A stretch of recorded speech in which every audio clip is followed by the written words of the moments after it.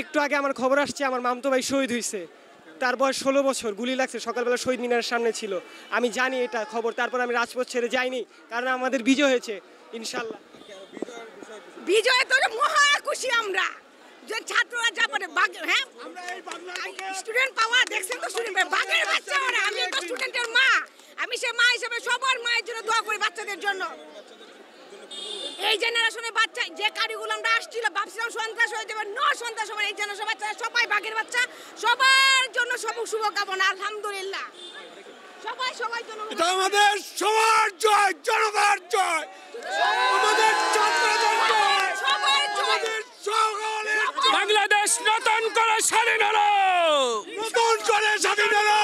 আমরা পরাধীন ছিলাম, 17 বছর পরাধীন ছিলাম, এখন আমরা নতুন করে স্বাধীনতা অর্জন করছি। সবারই জয় হয়েছে, সবারই জয় হয়েছে। যাদের মায়ের বুক খালি হয়েছে, তাদের মায়ের বুকগুলো তো প্রত্যেকটা মায়ের বুক খালি হয়েছে, তাই না?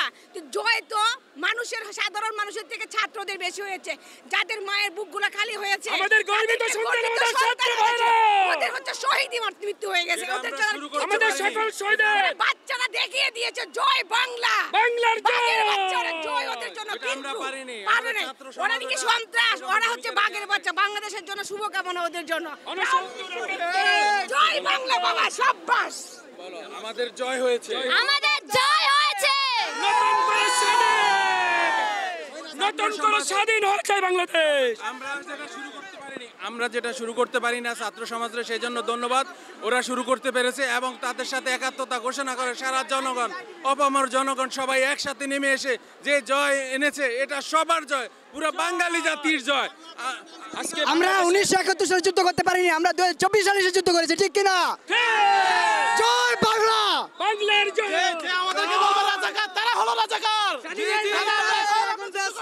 ছাড়ি বলাইতেছে ইনশাআল্লাহ। We are win, we are win. ভাই সারা রাত ঘুমাতে পারিনি ভাই, আতঙ্কে ভাই সারা দিন। যে আজকে ভাই বিজয় ভাই বাংলাদেশের ছাত্র সমাজ আজকে প্রমাণ করেছে, বাংলাদেশের ছাত্র সমাজ, ছাত্র জনতা কখনোই অগণতান্ত্রিক সরকারকে চায় না, তারা গণতান্ত্রিক সরকারকে চায়।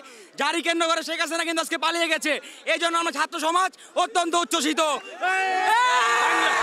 বাংলার ছাত্র সমাজ নতুন করে প্রমাণ করেছে 52, 69, 71 আমরা হারি নাই, 90 হারি নাই, 24 আমরা দেখাই দিচ্ছে।